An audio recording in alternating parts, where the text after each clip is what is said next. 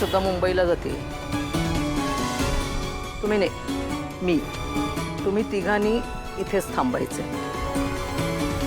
घर आहे शेवटी, येणारच ना कधीतरी परत. अरे पाखरू आहे पाखरू.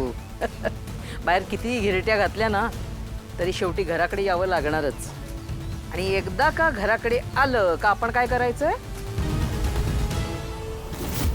कापायचंय. निघतेय मी. मुंबईला निघतेय.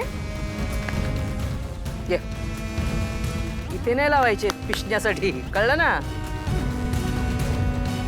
अरे काय दारापर्यंत सोडायला यायची काय पद्धत आहे का नाही? हा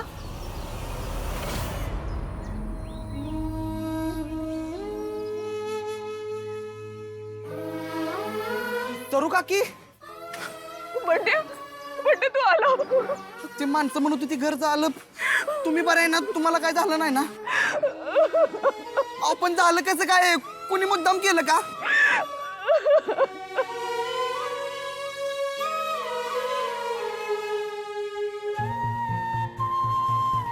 सांगा की कसं काय झालंय?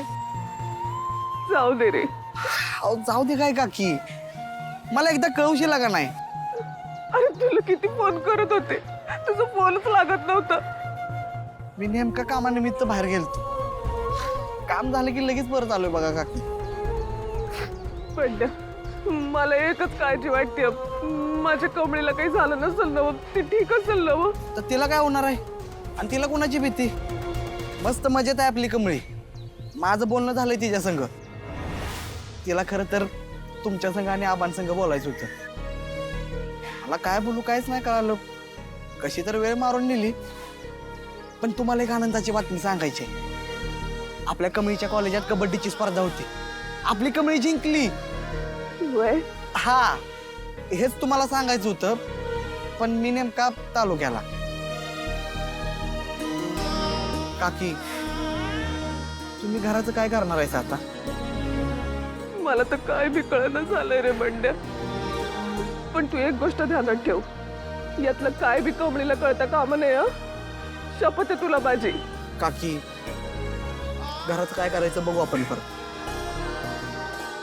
माझं घर आहे, राहा माझ्या घरी. आणि तसं पण हे तुमचंच घर आहे की.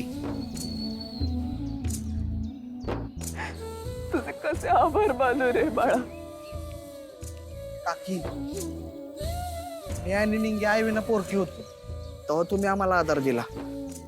स्वतःच्या पोरांसारखं वाढवलं, नाव खाऊ घातलं, चार घास दिले पोटाला. तेव्हा तुम्हीच आमची आई झाला नव. मग आता आमच्या आईसाठी काहीतरी करायची वेळ आल्या तर मला करू दे की. आणि मला सांगा, तुम्ही मला पोरगा मानता ना, मग आपल्या पोराचे कोण आभार मानतं का? बरं रे बाळा, चुकले. बर, मी आता जरा घराकडे जाऊन येतो, बघून येतो. मग आपण आल्यावर बोलू. हं?